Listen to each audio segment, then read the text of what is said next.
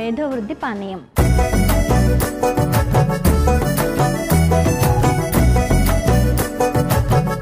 మేధోవృద్ధి పానీయం చాలా ఇంపార్టెంట్, చాలా చాలా అనమాట.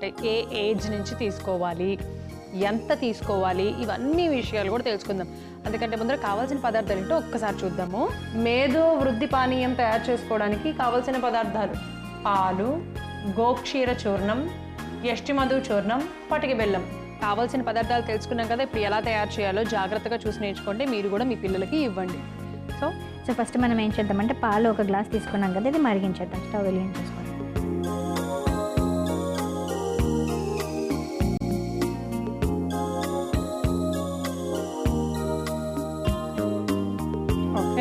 దీనిలో మనం తీసుకున్నటువంటి 2 పదార్థాలు యష్టిమధు చూర్ణం, అలానే గోక్షర చూర్ణం. అయితే మనకి యష్టిమధు చూర్ణంలోనే మనకి పిల్లలకి ఐక్యూ లెవెల్స్ అంటే మెమరీ పవర్ పెరగడానికి, అలానే మెదడు యొక్క పనితీరు మెరుగుపరచడానికి చాలా ఉపయుక్తంగా ఉంటుంది.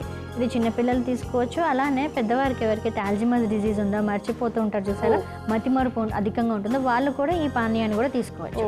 అండ్ ముఖ్యంగా పిల్లలకి ఎందుకని చెప్పామంటే ఇది బ్రెయిన్ డెవలప్మెంట్లో రిలీజ్ చేసేటువంటి వేరియస్ ఎలిమెంట్స్ అన్నింటినీ కూడా సింక్రోనైజ్ చేసి ఒక పద్ధతి ప్రకారంగా వెళ్ళడానికి ఇది ట్రైన్ చేస్తుంది అనమాట. అంటే మెటబాలిజం పార్ట్లో ఇది చాలా డెవలప్మెంట్ పార్ట్లో ఇది చాలా ముఖ్యమైన రోల్ ప్లే చేస్తుంది యష్టిమధు చూర్ణం అనేది.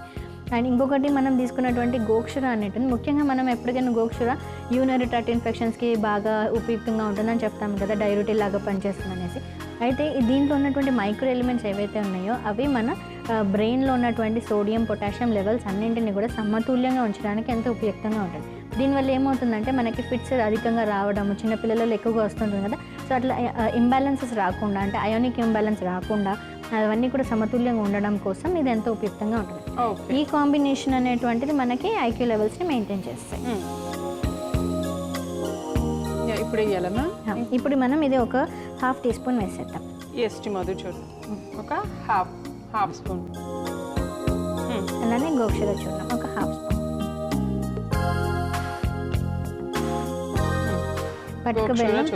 పటిక బెల్లం దీనిలో సగం వేసేద్దాం మనం. అంటే ఒక 1 to 1.5 స్పూన్ వరకు వేసుకోవచ్చు. ఎందుకంటే పిల్లలు కొంచెం తీయగా ఉంటేనే తింటారు కదా. ఇది యష్టిమధు కూడా తీయగా ఉంటుంది అనమాట, అది నార్మల్గానే మనం తీసేసుకోవచ్చు. ఇది గోక్షర కొంచెం చేదుగా ఉంటుంది కాబట్టి సో అది బ్యాలెన్స్ చేస్తూ అండ్ శరీరంలో ఉన్నటువంటి అధిక వేడిని తగ్గించడానికి కూడా ఈ పటిక బెల్లం మనకు ఉపయుక్తంగా ఉంటుంది. సో ఈ మిశ్రమం అంతా మనం పాలలో మరిగిస్తున్నాం. సో ఈ పాలలో మరిగించడం వల్ల ఏమవుతుందంటే అది ఏదైతే బ్రెయిన్ ట్రిగ్గర్నెస్ ఉంటుందో, అంటే చిన్న చిన్న ఎలిమెంట్స్కి కూడా బ్రెయిన్ ట్రిగ్గర్ అయిపోయి మెంటల్ డిస్టర్బెన్స్ రాకుండా ఉండడానికి ఎంతో పాలు ఉపయుక్తంగా ఉంటుంది. సోర్స్ ఆఫ్ వెహికల్ లాగా పనిచేస్తుంది. అండ్ ఓవరాల్గా ఇదంతా కూడా కఫ వృద్ధికరంగా పనిచేస్తుంది అనమాట. అందుకని చిన్నపిల్లలలో ఈ కఫం అధికంగా ఉన్నప్పటికీ మనం ఈ రకమైనటువంటి పానీయం ఇచ్చినందువల్ల మానసిక వికాసం అధికంగా ఉంటుంది. ఓకే, సో మీ పౌడర్లు 2 చూర్ణాలు 2 హాఫ్ తీసుకొని పటిక బెల్లం మాత్రం ఇంకొంచెం ఎక్కువ తీసుకుంటాం, 1.5 స్పూన్.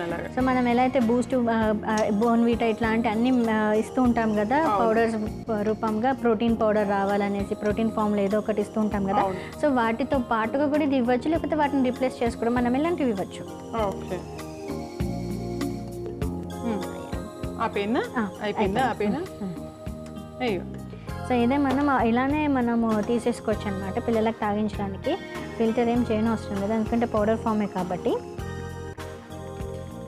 సో కొంచెం సెడిమెంట్ అలా సెటిల్ అవుతుంది, అది కొంచెం సెటిల్ అయ్యాక అప్పుడు పాలు కొంచెం తేలికగా ఉంటుంది, అప్పుడు తాగేసేయచ్చు అనమాట. ఓకే, అంటే వేడిగానే తీసుకోవాలి, గోరువెచ్చగా తీసుకోవాలి? గోరువెచ్చగా తీసుకుంటే ఎన్ని రోజులు తీసుకోవాలి? సో ఇది ఒక కనీసం అంటే 2 to 3 months కంటిన్యూస్గా తీసుకోవచ్చు, ఎటువంటి ప్రాబ్లం లేదు.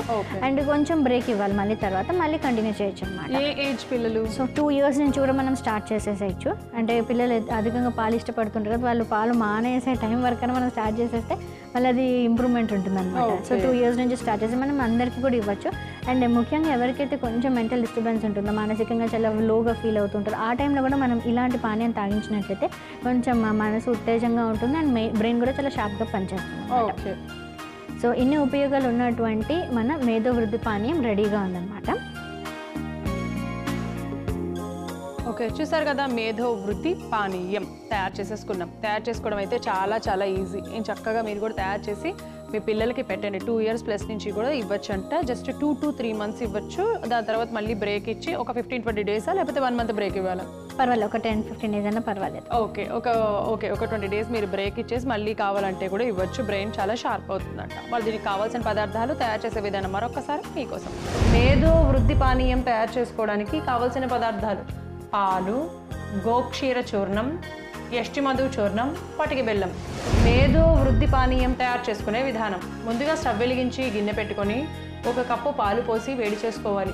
పాలు వేడయ్యాక అర చెంచా యష్టి మధు చూర్ణం, అర చెంచా గోక్షూర చూర్ణం, అర చెంచా పటిక బెల్లం వేసి కలుపుకొని కాసేపు మరిగించి స్టవ్ ఆఫ్ చేసి గ్లాస్లోకి వడపోసుకుంటే మెదడు పనితీరును మెరుగుపరిచే మేధో వృద్ధి పానీయం రెడీ.